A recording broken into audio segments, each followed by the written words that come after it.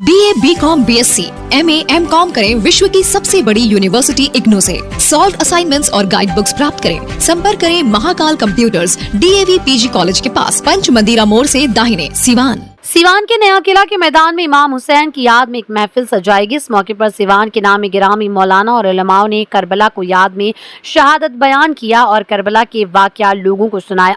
बता दें कि ये कार्यक्रम डॉक्टर शारिक नैयर के माध्यम से कराया गया, जिसको मैसेज ऑफ करबला का नाम दिया गया। मैं इस मौके पर डॉक्टर शारिक और नैयर और डॉक्टर एहतशाम साहब ने मीडिया को संबोधित करते हुए करबला और इमाम हुसैन के बारे में क्या कुछ कहा है, सुनिए।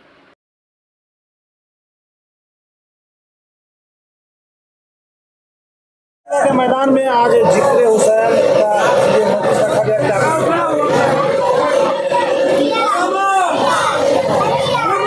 जी, जिक्र करबला और याद करबला के सिलसिले में आज शारिक नैयर फैज़ी बाबू की तरफ से यहाँ सिवान के नया किला में ये प्रोग्राम आज रखा गया, आपके नज़रों के सामने है।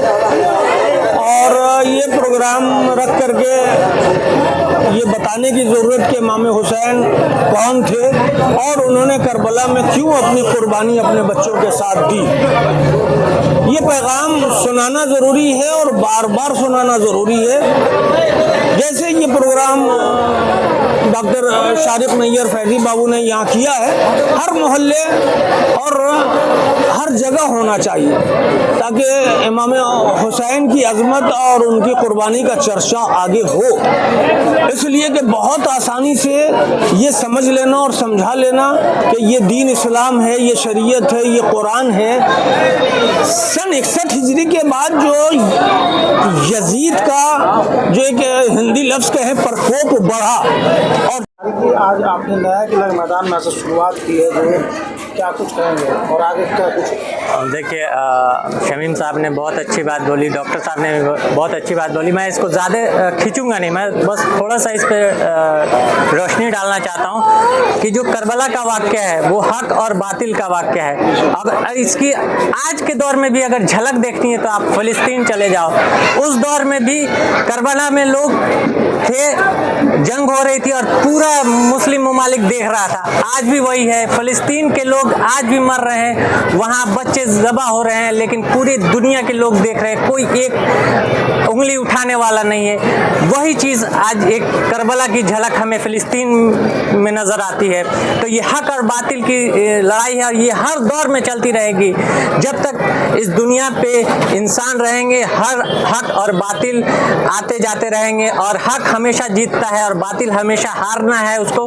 और ये जो करबला की लड़ाई है, जो इमाम हुसैन रज़ी अल्लाह ताला उन्होंने जो पैगाम दिया है, ये पूरी दुनिया के लोगों के लिए है। ये कोई मुसलमान के लिए सीधे एक पैगाम नहीं है, पूरी दुनिया के एक एक वाहिद लोगों के लिए पैगाम है कि हक का रास्ता चुनो और बातिल से हमेशा टकराओ। जब भी टकराना है तो हमेशा टकराओ, अपना धन मन तन सब कुछ लगा के बातिल से टकराओ। यही असल दीन है और यही असल इस्लाम है। मैसेज ऑफ करबला की जो शुरुआत आपने नया किला के मैदान से देने की कोशिश की है, क्या हर साल इस तरह? इंशाअल्लाह ये मैं एक हम लोगों ने सोचा कि इस तरह का मैसेज ज़रूर जाना चाहिए कि हमारे जो नौजवान हैं उन्हें हमारी हिस्ट्री नहीं पता है, तो ये ज़रूरी है कि हम इस चीज़ को जाने, अपने नबी पाक सल्लल्लाहु अलैहि वसल्लम के घर के लोगों को जाने, सहाबा के बारे में जाने, जो हमारे हीरो हैं उनको समझें।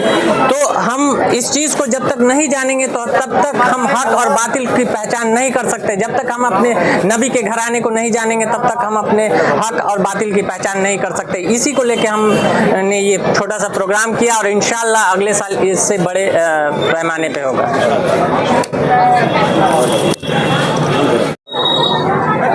हुसैन के अगर नया किला मैदान में मौजूद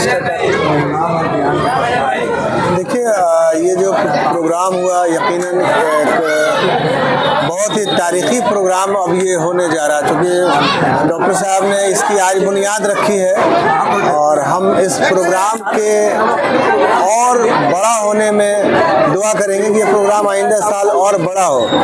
आपके चैनल के ज़रिए आवाम तक हम ये कहना चाहते हैं कि करबला की शहादत और तमाम चीज़ों को मैं अगर एहतशाम हिशाम अहमद की आप बात करिए तो मैं इस्लामी नुक्ता नज़र से देखता ही नहीं हूँ। ये मौलाना है इस्लामिक नुक्ता नज़र बता रहे थे, मैं नहीं देखता इसको। मैं इसको आंदोलन की नज़र से देखता हूँ। मैं समाज का वो आंदोलन, जिस आंदोलन में एक समाज में जब समस्याएं आ रही थी, जहाँ अधिकारों का हनन हो रहा था, जहाँ भ्रष्टाचार पनप रहा था, जहाँ तमाम ऐसी चीज़ें उस समाज को जो कि ख़त्म कर रही थी, वहाँ पर एक आंदोलन के रूप में करबला को मैं देखता हूँ। और तमाम बातें तो हर महफिल में की जाती हैं, लेकिन मैं तमाम चैप्टर का तो लोगों के दरमियान खूब तारुफ है, लेकिन जो एक चीज़ हमेशा रह जाती है वो खुतबा ज़ैनब के बारे में कोई चर्चा नहीं करता है। मैं आपके माध्यम से ये बताना चाहता हूँ कि करबला के तमाम शहीदों के बाद जो जसारत, उस जुल्म के खिलाफ जो आवाज़, जो सामाजिक चेतना, जिस आंदोलन की बुनियाद की जिसकी ज़रूरत थी, उस पूरे आंदोलन का नेतृत्व करने वाली किसी महिला का नाम था, तो उस महिला का नाम बीबी ज़ैनब था। तो आप इससे पहले आप कह सकते हैं कि दुनिया की वो पहली महिला हैं जिन्होंने किसी भी तरह का इस तरह का समाजी आंदोलन का नेतृत्व किया। इस बात को हमारे दरमियान ज़्यादा से ज़्यादा लोगों तक पहुंचने की ज़रूरत है, क्योंकि आज इस दौर में एक बात कही जाती है कि मुसलमानों की ख़वातीन जो हैं वो हिजाब में हैं और उनको दबाया जाता है। तो मैं बताना चाहता हूँ कि गलियों गलियों, राहों चौराहों, जिस जिस जगह से यजीद के सिपाहियों ने जब उनके बेड़ियाँ लगा के जंजीरों के साथ जब उनको बाजार में घुमाया जा रहा था, निकाला जा रहा था, हर जगह जहाँ भी मौका मिलता वो नेज़े पर रखे हुए सर की दास्तान बताती, लोगों को आले रसूल की कुर्बानियों के बारे में बेदार करती, वो बताती चलती समाज को कि देखो इन लोगों ने क्या किया है।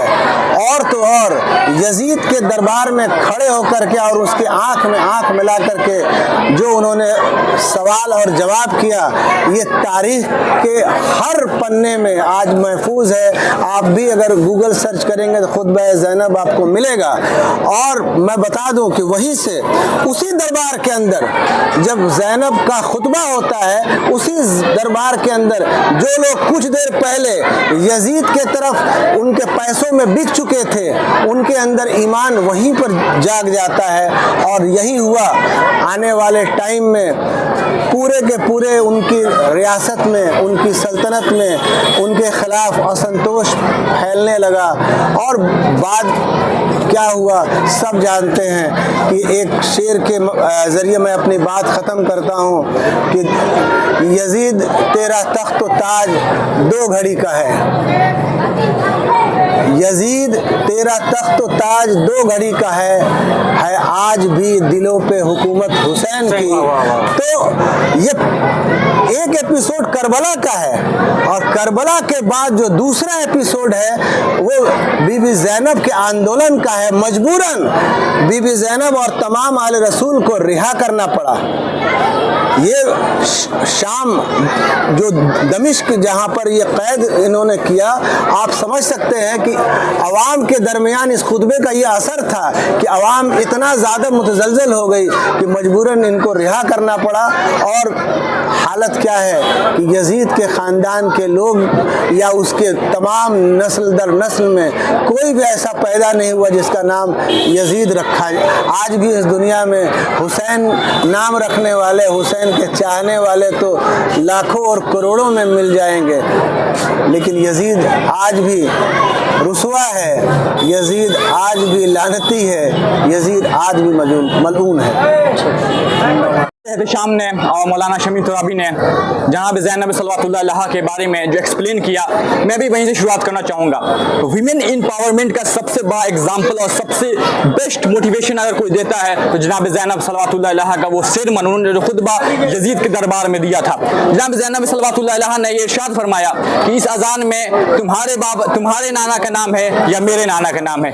ये जनाब ज़ैनब सल्लल्लाहु अलैहा ने जो खुतबा दिया उस खुतबे से हमें सीखने को मिलता है कि आज के दौर में इस पुरसोफ ज़माने में वीमेन को, औरतों को आगे बढ़ना चाहिए। जनाब ज़ैनब सल्लल्लाहु अलैहा इरशाद फरमाती हैं और उन्होंने जिस तरीके से करबला को इस्टेब्लिश किया, आज जो करबला नज़र आ रही है जनाब ज़ैनब सल्लल्लाहु अलैहा के उनके बलबूते नज़र आ रही है। उन्होंने जो प्रोपोगेशन किया इस्लाम के लिए, उन्होंने अल्लाह और उसके रसूल के दीन को बचाया। जनाब इमाम हुसैन इस्लाम के दीन को उन्होंने बाकी रखा, क्योंकि करबला वहीं ख़त्म हो जाती, यजीद का मंसूबा कामयाब हो जाता, लेकिन करबला के बाद जनाब ज़ैनब सल्लल्लाहु अलैहा ने इस आज़ादारी को, इस जिक्र हुसैन को बाकी रखा।